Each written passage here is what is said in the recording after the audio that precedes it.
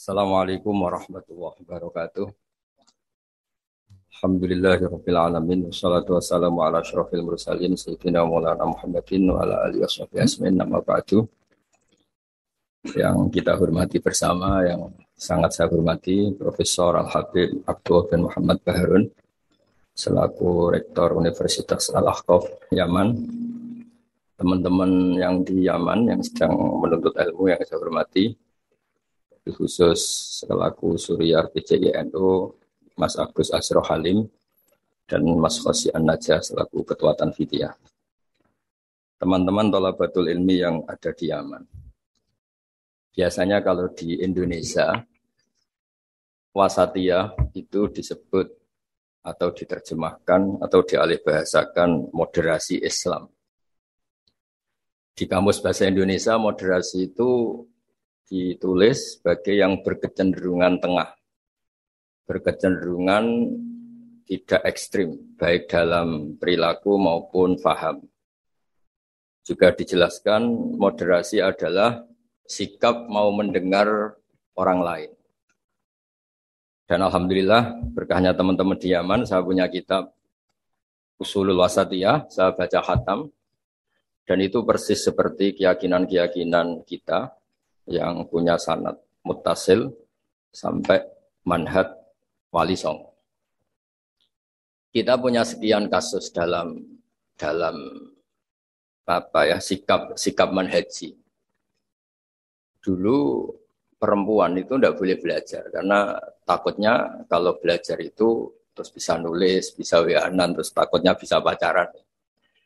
Tapi lama-lama itu diketahui kalau terlalu lugu malah jadi korban, jadi objek karena mudah diakali, mudah dibully, mudah difitnah. Begitu juga dulu ketika perempuan jadi polisi itu pertanyaannya itu aktivitas lelaki sehingga perempuan tidak boleh.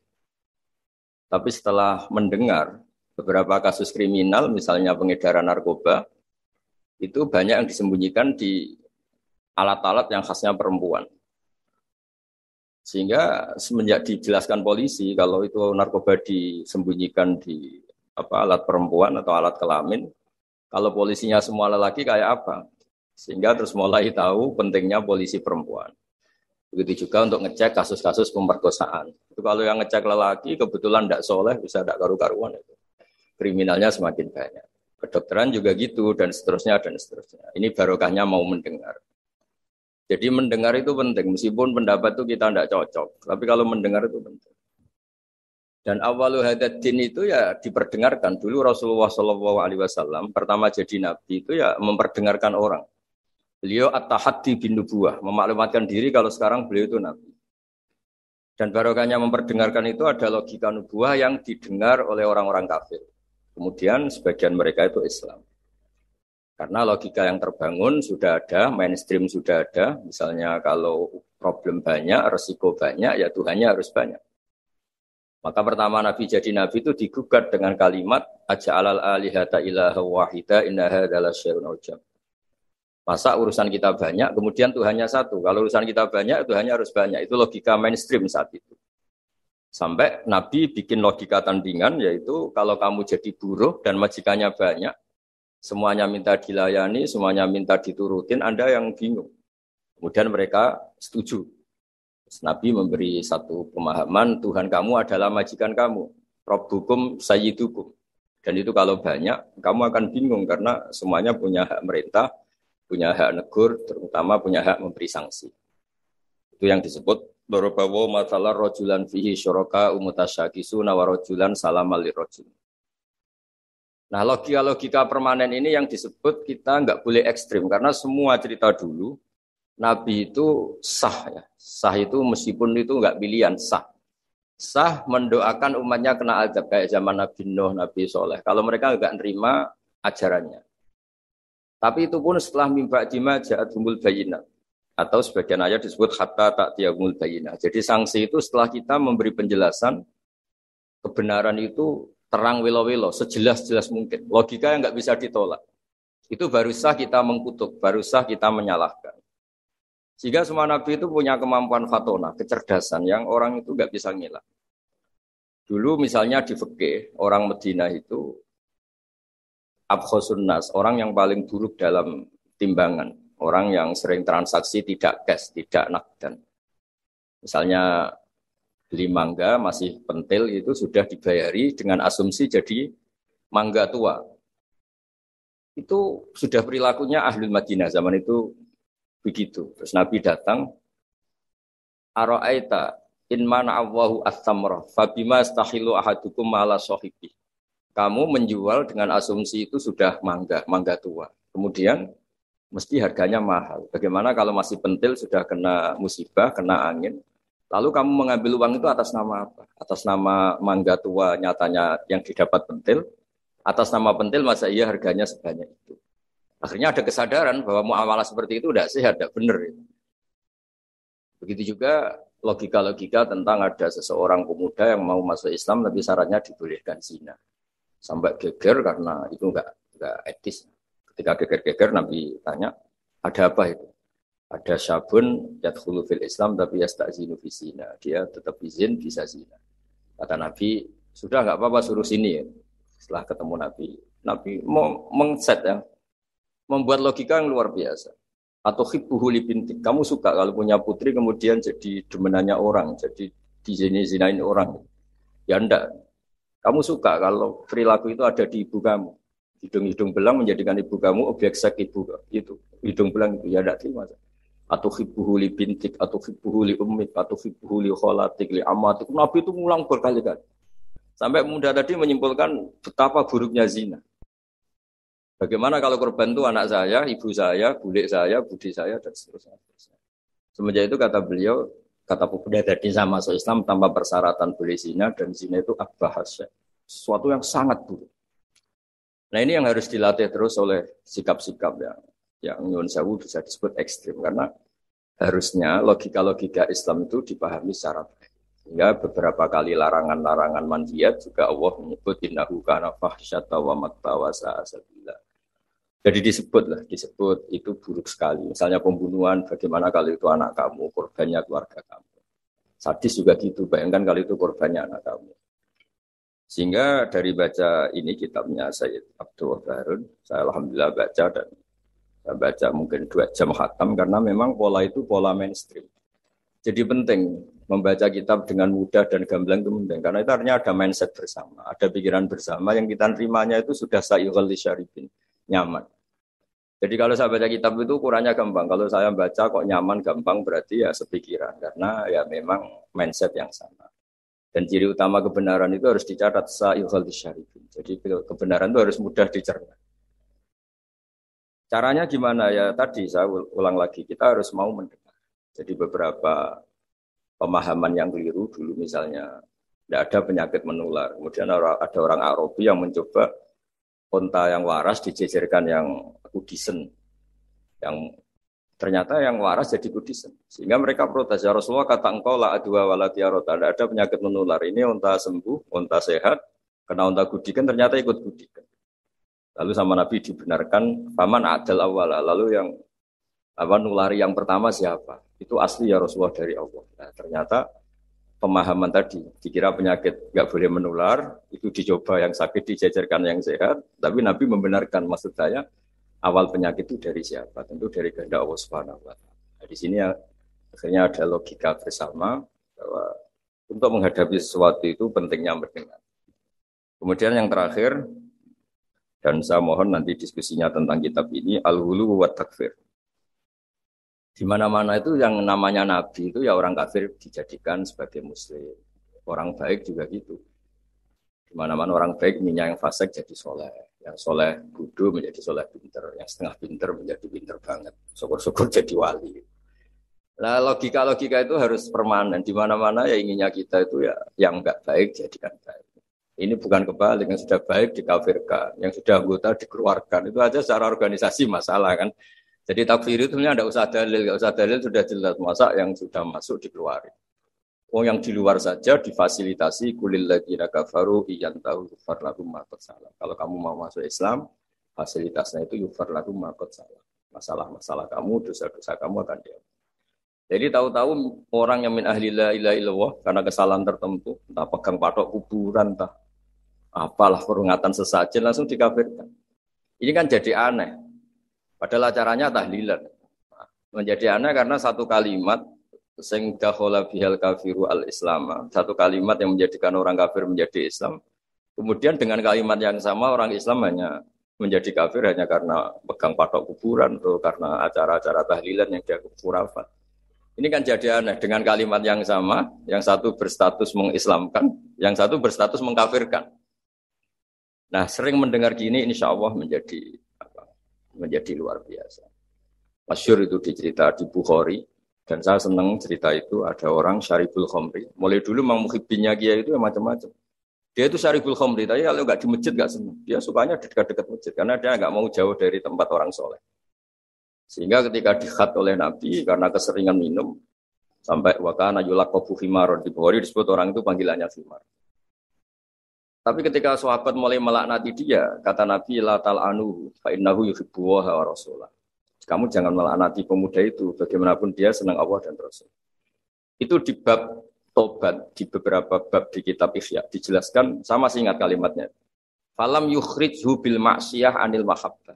Nabi tidak mengeluarkan orang itu dengan salahnya dia syurbul khamri, tidak dikeluarkan dari status mahabbah. Falam yukhrijhu bil ma'siyah anil mahabbah. Karena ya maksiat itu desainer hawa nafsu dan itu biasanya zallah. Zallah itu tidak status. Tapi kalau mahabbahnya seorang mukmin pada Rasulullah itu status.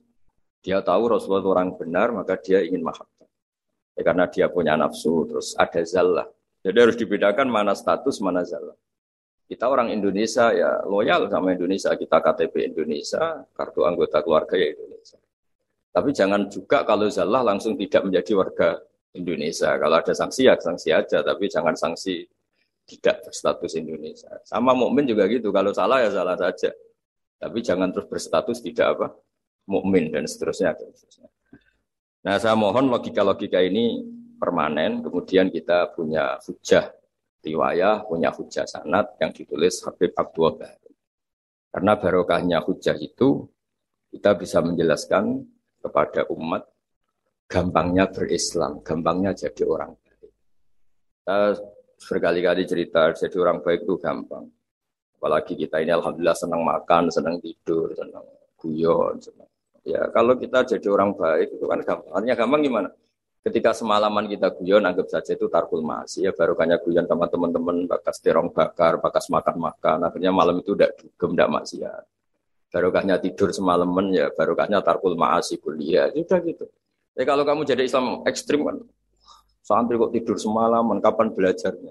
Harusnya tertanya dibalik. Alhamdulillah tidur semalaman, kapan kamu bisa maksiat kalau tidur terus ya? Barokahnya tidur terus, nggak ada waktu maksiat. Jadi kaidah-kaidah yang kita pelajari zaman ngaji itu, bahwa yang dikatakan taat itu apa?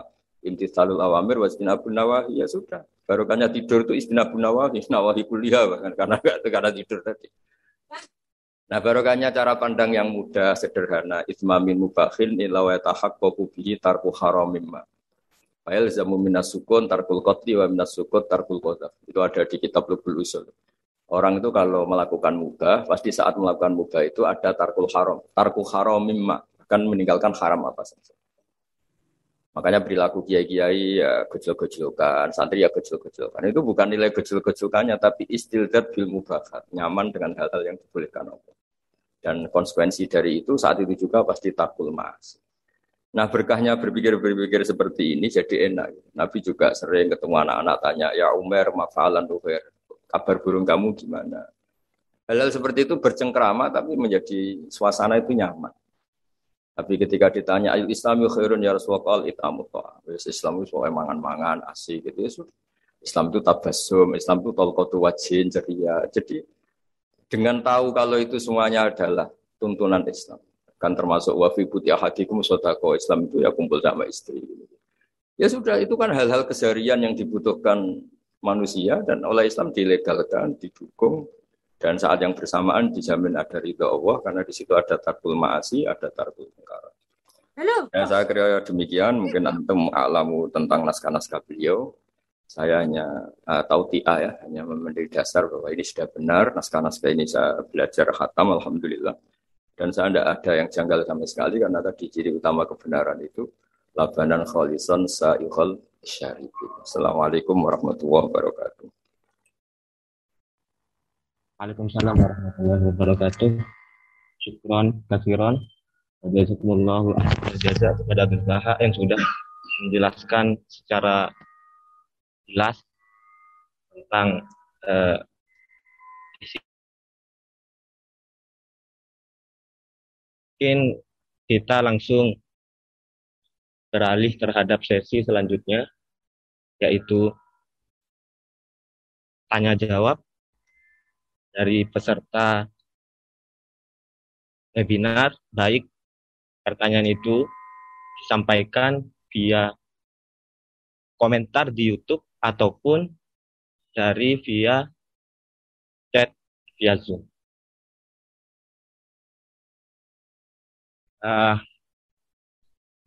Ini ada beberapa pertanyaan yang masuk kepada link kami.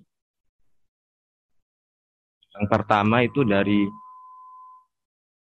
saudara Upi Ikhtar tentang Syekh. Beliau pengen bertanya tentang trik Rasulullah dalam menghadapi orang yang hulu biar hati ini terus adem dan tidak jengkel terhadap orang tersebut. Di pertanyaan tentang masalah Rasulullah menyikapi orang yang terlalu ekstrim atau hulu, bagaimana menyikapinya? Langsung kami serahkan kepada Gus Daha untuk menjelaskan. Bismillahirrahmanirrahim. Itu banyak sekali ya cerita-cerita orang yang cara berpikir ekstrim ya, baik cara mendidik istri. Contoh paling gampang yang dalam keseharian perilaku sosial itu misalnya tentang perempuan, tentang istri. Kata Nabi, perempuan itu didesain atau diciptakan dari mindilain a'wad, dari iga yang bengkok. Jadi kalau kamu memaksakan langsung lurus pasti patah. Dan kalau kamu biarkan tetap bengkok. Dari situ aja sudah kelihatan Nabi itu ingin satu asumsi bahwa jangan paksakan suatu itu langsung lurus karena desainnya sudah indilain akwat. Sama seperti manusia, desainnya sudah al-insan mahalul khotok wan nisan. Kemudian Anda memaksa harus benar, itu kan jadi aneh. Mahalul khotok kok kamu paksa benar gitu. Begitu seterusnya. Jadi pentingnya baca, pentingnya. Begitu juga tentang Nabi Adam. Pertama yang dikenalkan kita tentang Nabi Adam ya, beliau secara lahir diusir dari surga karena kesalahan. Meskipun ada jawaban-jawaban tentang mimbabi hasanatil abrar sayyatul muqarrabin. Itu kan terus menjadikan orang itu begitu nyaman. Saya punya cerita ada seorang guru dulu zaman Mbah Zubair ngaji di sarang, terus pulang ke Hajen. Dia merasa belum pinter, beliau merasa belum pinter, nggak berani ngajar takut salah. Itu sama mas saya kajian disebut takut salah itu keangkuhan. Kamu tidak nabi kok takut salah, biasa aja kan. Jadi barokahnya pemakluman terhadap fitrah-fitrah keterbatasan kayak al-insan wa kharul khata' wan nisa. Ada keterbatasan manusiawi ini yang menjadikan kita dilatih untuk tidak ekstrim. Terus kedua, kata Nabi, bayangkan kalau itu keluarga kamu, itu anak kamu. Mungkin kalau kita dimaki-maki orang atau disalah-salahin orang kita jengkel. Bayangkan kalau itu anak kita. Bayangkan kalau itu keluarga kita. Masyhur itu di versi kitab Hikam, Syarhul Hikam itu. Di antara kenapa Nabi Ibrahim disuruh menyembelih anaknya. Ini versi Syarhul Hikam. Di awal juz 2. Saya beri penjelasan awal juz 2. Itu di situ dijelaskan. Jadi Nabi Ibrahim mengertikan diangkat ke alam malakut. Kemudian sama Allah ditanya, gimana dengan orang-orang yang maksiat di bumi saya? Kata Nabi Ibrahim, ya kira-kira ahlikum ya Allah, karena innahum mereka makan rezeki engkau, akalu rizqoka, kemudian asauka mereka mendurhakai kamu. Engkau ya Allah, asauka mendurhakai engkau. Sampai ada contoh maksiat yang macam-macam. Dan Allah langsung nurutin. Suatu saat Allah minta supaya Nabi Ibrahim menyembelih anaknya. Nabi Ibrahim menjawab, innahu samratu fuadi, tubuh hati saya bagaimana saya sembelih. Kata Allah, kamu dulu apa Anda ingat ketika di alam malakut usul begini-begini saya turutin. Dan sekarang saya usul kamu nyembelih anak kamu gak terima, alasan kamu itu anak kamu. Itu yang kamu usulin saya bunuh, itu hamba saya yang menciptakan saya, dan saya arham bi ibadi, saya itu sangat sayang. Enak saja kamu usul bunuh-bunuh gitu. Semenjak itu Nabi Ibrahim jadi Allah, jadi halim munib gitu. Ya sama seperti itu. Kalau kamu jadi keamanan pondok itu hasil orang seneng. Coba kalau yang nakal itu punya Mbak Yu cantik yang kamu bidik Mbak Yunya itu berat betul itu mau nasir itu karena kamu punya kepentingan. Makanya saya sering guyon kalau ada pembantu mecahkan piring kok dimarahin pasti tidak cantik. Karena marahin orang cantik itu susah. Karena ya, artinya ya orang itu banyak kepentingan. Kalau ada orang nyulayani janji kok kamu marah karena orang itu tidak punya jasa. Coba kalau orang itu ngutangi kamu 1 miliar, terus dia nyulayani janji. Wah kamu tidak bisa marah, nggak ditagih sudah seneng. Jadi sebetulnya kita marah itu bukan murni karena kesalahan orang. Kebetulan yang salah itu tidak orang yang berjasa sama kita, orang yang kita tidak punya harapan. Dianggap orang nggak penting. Coba kalau yang salah itu perempuan cantik yang kamu seneng. Atau orang yang bisa melantarkan kamu ke tempat pekerjaan, yang bisa mengasih status kamu. Buat salah kayak apa, tanpa dia minta maaf sudah kamu maafkan. Nah seperti ini tuh melatih kita untuk tidak hulu, tidak ekstrim. Karena ternyata ekstrim kita ini berdasar nyon sewu nafsu juga. Kamu bisa marah sama orang yang ngutangin kamu. Marah sama orang yang kira-kira itu adiknya kamu lamar. Kalau santri sudah tua-tua itu mungkin ngelamar buliknya. Kalau sudah. Nah, itu kan kelihatan. Makanya kita dilatih ada idzamun minnah ya. Perasaan bahwa orang lain itu berjasa ke kita. Supaya merasa utang jasa lah sama banyak pihak. Nah, kalau jalan-jalan di daerah-daerah kemudian ada masjid, itu sadar Islam yang ngurusi tidak hanya saya, di mana-mana ya ada Islam dan itu pengurusnya ada kita. Kamu jalan-jalan di mana-mana kita yang keluaran pondok-pondok besar, mungkin melakukan Islam ya ngajak di pondok, di madrasah. Tapi yang di pedalaman sana mungkin hanya seorang mudin, bahkan seorang PNS. Makanya Mbah Mun sering pesan suatu saat yang membawa Islam kemana-mana itu PNS. Karena PNS, barokahnya dia muslim, dia di daerah tertinggal pun sama negara difasilitasi ada masjid, ada musola. Karena departemen-departemen di Indonesia pasti disediain fasilitas musola atau masjid. Barokahnya itu Islam menyebar di mana-mana. Karena konsekuensi dari pegawainya yang muslim sama negara dibikinkan masjid. Dan barokahnya yang bikin negara semuanya tertata rapi langsung jadi. Coba kalau kita yang ke desa-desa tertinggal, kita sendiri miskin, mau cari sumbangan juga sama orang yang belum peduli sama Islam. Jadi kalau Anda dokter misalnya masuk ke pedalaman Irian karena Anda dokter muslim sama negara difasilitasi ada musola, ada masjid. Dan karena Anda tugas negara dilindungi keamanannya di macam-macam. Makanya kata Mbak Mun, kamu harus tahu hak suatu saat yang menyebarkan Islam itu ya PNS. Ya tentu santri pastilah, santri kiai pasti. Tapi juga kita nyadari di beberapa negara non muslim ada masjid besar ya bawaannya kedutaan karena kedutaannya muslim. Kedutaan kita muslim, barokahnya itu dibikinkan masjid. Itu juga mahasiswa-mahasiswa akhirnya ikut punya masjid di beberapa negara Eropa, di Amerika Latin, itu barokahnya ada kedutaan muslim, misalnya Indonesia atau Arab Saudi, terus diberi fasilitas agama dan seterusnya. Dari cara mengakui orang lain itu terus berpikir ekstrim, tidak, ternyata yang kontribusi pada Islam itu banyak, yang menyebarkan Islam ke dunia itu banyak. Barokahnya itu kita tidak mudah menyalahkan orang lain, tidak merasa paling mengawal Islam, tidak merasa paling berjasa. Ya saya kira demikian. Ya masih sekali lagi ya sudah cukup ini, sudah pinter kok tanya.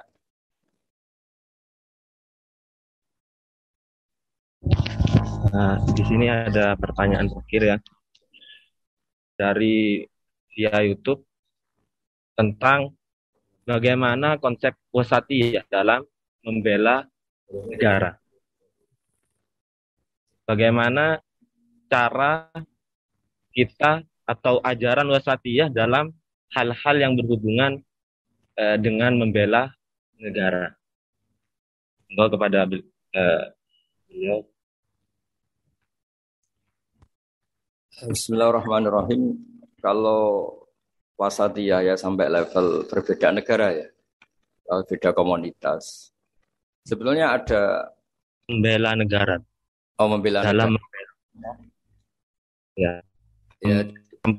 Apa melihat dari negara tersebut?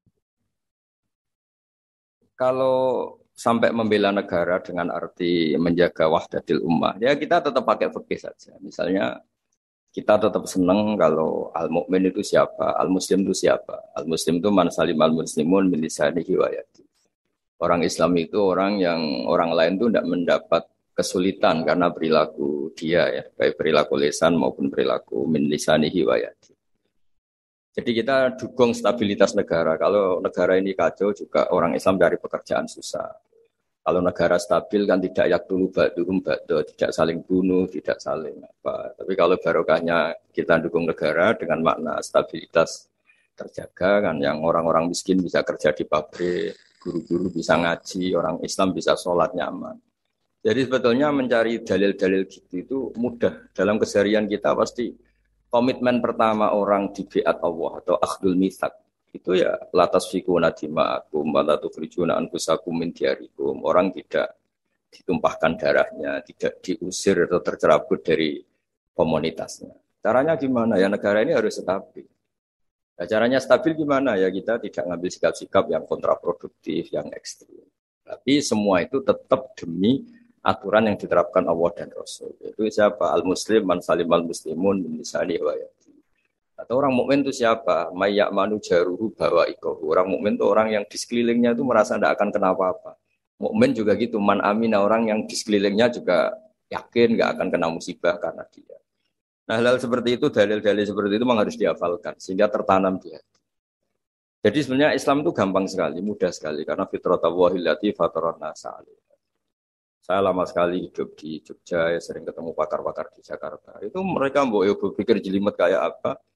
Asal itu maslahat, pasti padanan itu dalam Islam itu ada. Karena Islam ini sudah sempurna, al-yawma akmaltu lakum dinakum. Sehingga ya cara bernegara kita ya gampang saja cara bernegara kita ya.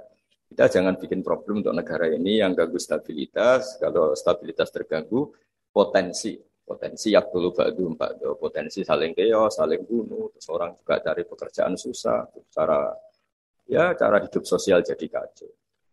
Nah, saya ingin hal-hal seperti ini tertanam sehingga kita bernegara itu ya tetap diilhami atau dipandu oleh hukum-hukum Allah Subhanahu wa taala. Sebut apa mangkana maitan fa ahyaynahu wa ja'alna lahu nuran yamshi bihi finnas. Jadi Allah tidak ngendikan fil madaris wa fil masajid, tapi ngendikan yamshi bihi finnas, nuran yamshi bihi finnas. Kita ketemu siapa saja itu dipandu nur. Misalnya saya ketemu orang bodoh, wajib aliyah ta'limu wa irsyadu. Saya harus mengajarkan dia. Ketemu orang fasik, dulu semua nabi kalau ketemu orang fasik inginnya ya membina dia. Kalau enggak ya da'alahu didoakan. So Allah mahdi qaumi fa innahum la ya'lamun. Ketemu orang yang nyon sewu mudabdabin, enggak jelas senang kita atau enggak. Ya enggak perlu diteliti dia senang apa enggak. Kata Nabi, saya diperintahkan Allah tidak untuk angkuba quluban nas, tidak untuk meneliti hati manusia. Sehingga dengan cara seperti itu Anda bernegara di Indonesia atau sedang jadi tamu di negara lain karena kita belajar hukum-hukum yang kamu fahami itu tetap memandu Anda. Disebut nuroi yamsi bihi finnas. Selalu membawa nur yang kita bawa kemana-mana saat kita ketemu komunitas yang macam-macam, pengalaman yang macam-macam. Makanya saya semohon-mohonnya tradisikan menghafal. Itu sanad kita. Guru-guru kita di sarang, di mana-mana, keluarga saya sendiri. Nomor satu itu hafalan. Karena barokahnya hafalan itu misalnya kita mau menyakiti orang lain atau bikin sesuatu yang jadi bumerang ya bagi bangsa ini langsung ingat al-muslim man salimal muslimun min lisanihi wa yadihi. Jadi intinya terbiasa berpikir supaya kita jadi orang Islam yang benar-benar orang yang saling